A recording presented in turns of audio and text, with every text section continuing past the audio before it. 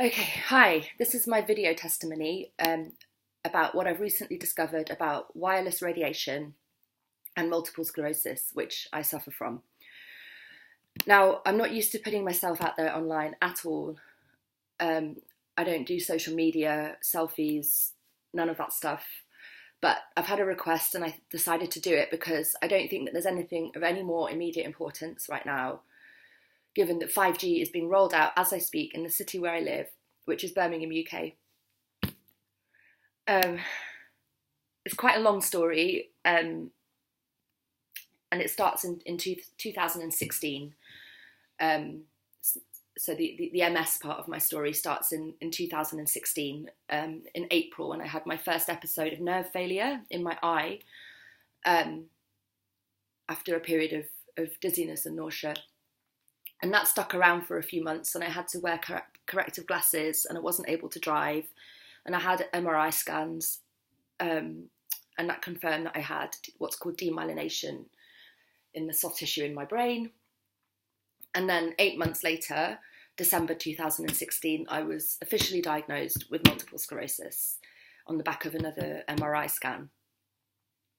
And this all came totally out of the blue for me. I was fighting fit and healthy, although I was under a hell of a lot of pressure at the time, studying for my PhD up at Manchester University.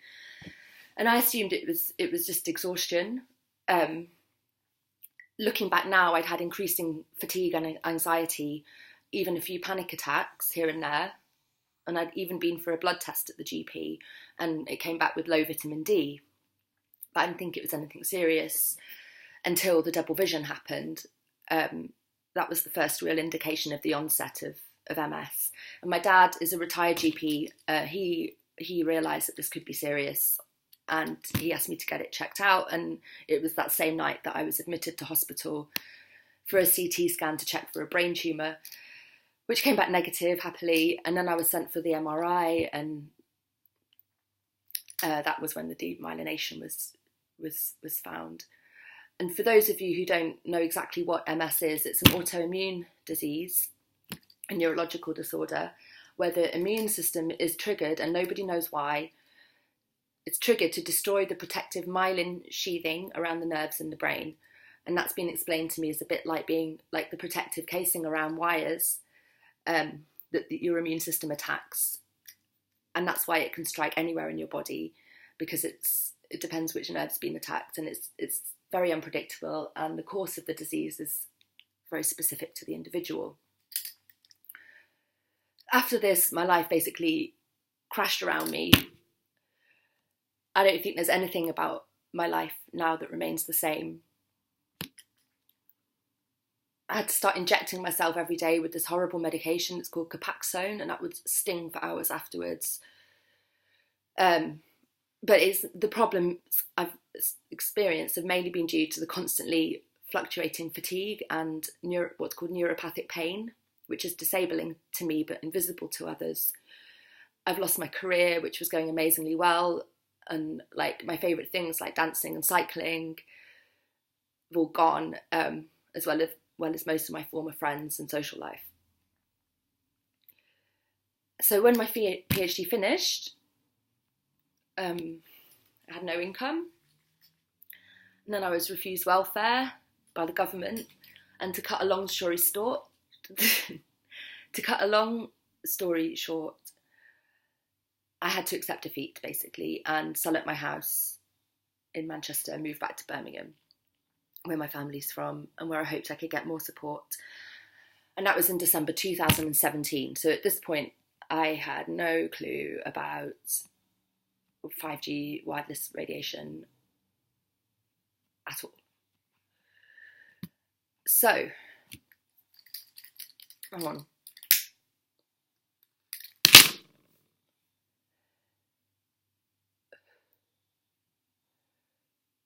When I moved back to the city, to Birmingham, my short-term memory got much worse, and not because of this. And within weeks, I was too ill. Sorry, it's just really weird looking back on it all. It's hard to articulate it. Basically, within weeks, I got too ill to get out of bed in the morning. I couldn't wash myself. I couldn't read books, watch a film. I literally would spend my days lying on the sofa smoking cannabis and watching YouTube. I still do that a lot. But back then it was all I could do. My whole day would revolve around making sure the dog got walked before sundown, and I just seemed to be getting worse as time went on. I couldn't organise my life at all, or manage my needs, cooking and cleaning. I couldn't even drive around in familiar areas without getting completely overwhelmed and lost. And I've always been a confident driver. And I used to be multilingual, I couldn't even finish basic sentences in English because I get confused and exhausted halfway through. I literally felt like I was slipping away. I didn't recognise myself anymore, and I had no idea what the future could hold.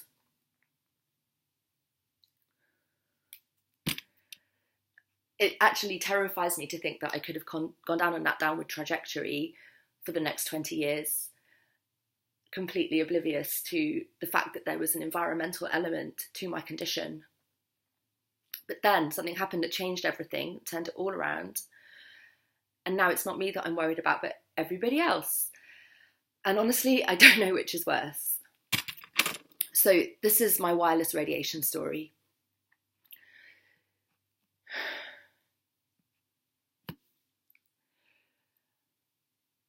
I'll never forget the day when I discovered that these daily symptoms of fatigue and brain fog and pain were not unexplainable or untreatable, as MS sufferers are always told by the MS Society, by the NHS.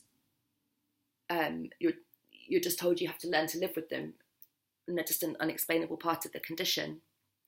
But at least in my case, they were a direct bodily response to my environment, and I was able to switch them off like a light by controlling my exposure.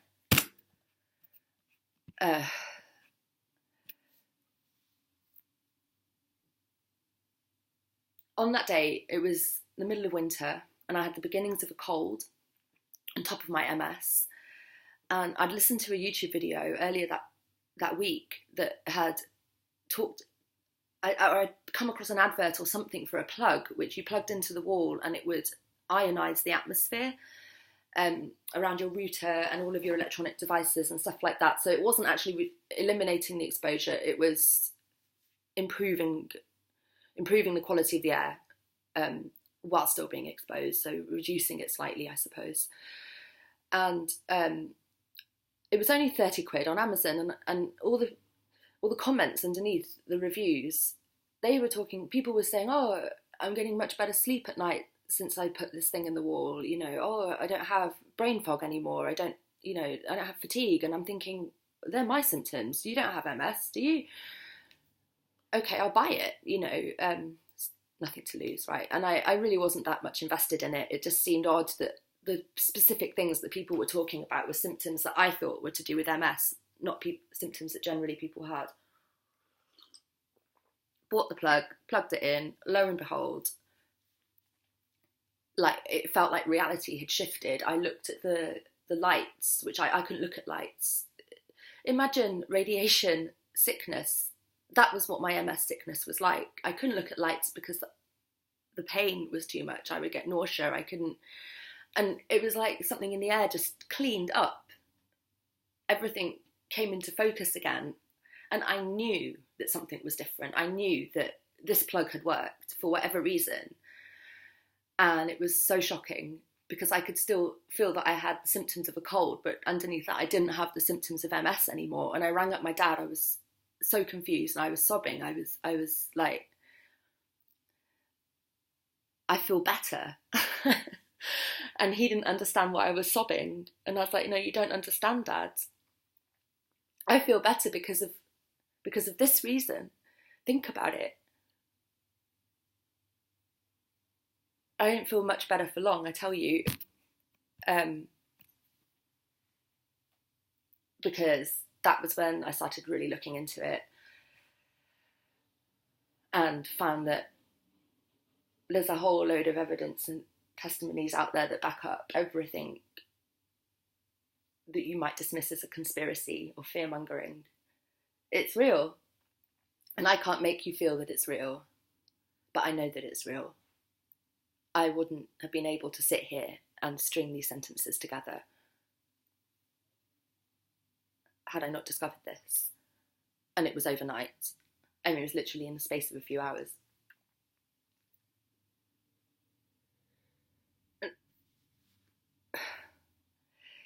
Thing is, part of the problem is that from the outside, it could just be that I'm telling myself stories or imagining it. It's a placebo effect.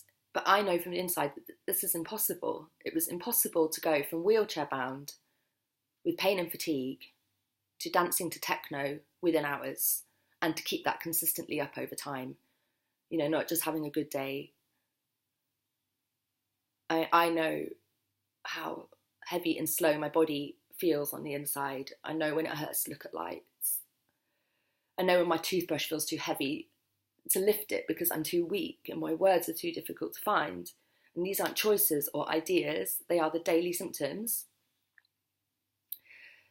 of my incurable, degenerative chronic illness that I cannot wish away or ignore.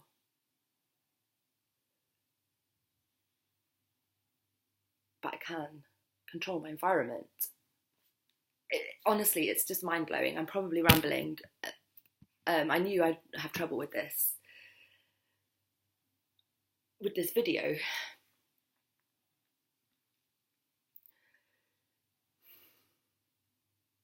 They're turning up the heat with 5G, right? I was wheelchair bound by 4G.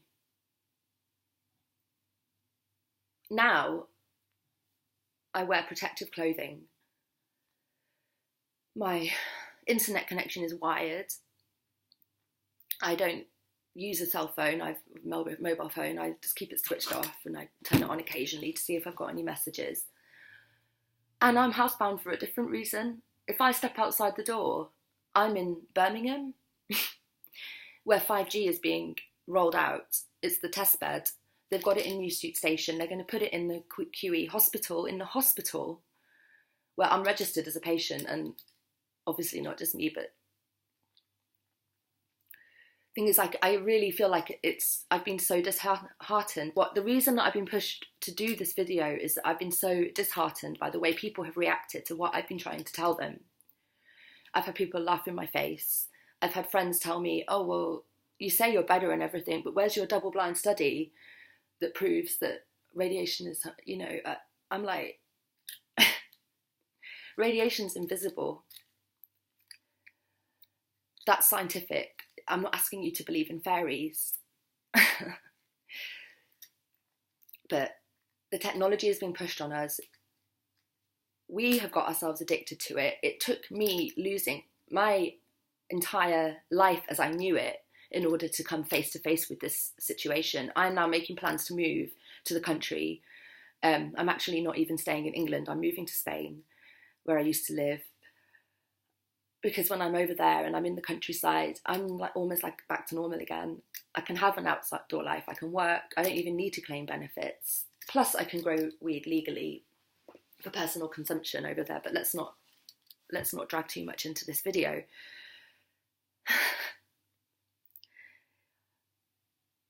In some ways, I actually feel like a refugee, a health refugee, and I refuse to sit here like a turkey waiting for Christmas to get microwaved by my own government after having already been refused welfare for over 2 years, during which my life fell apart. This whole Brexit thing is happening. Whether they set it up deliberately, I have no idea, but it's certainly serving as a very useful distraction while they're rolling out what is essentially weaponized technology that we're all addicted to. And there's not even a sensible discussion being had. Anyway, look, I'm going to sign off because I feel like I'm rambling, and I can always do another one. I could do a second video where my thoughts maybe are a bit clearer. Just my message is, please take heed. There are people out there trying to tell people who are healthy for their own benefit to reduce their exposure, to, if possible, eliminate. Get out of the cities. Get out of the city. This is real. Don't wait till you're ill to realise that it's real. Don't bury your head in your screens. Think about what's really important. Think about the future. You don't want to be in my position or worse, trust me. And this is not a placebo. And I'll stop there. Thanks. Bye.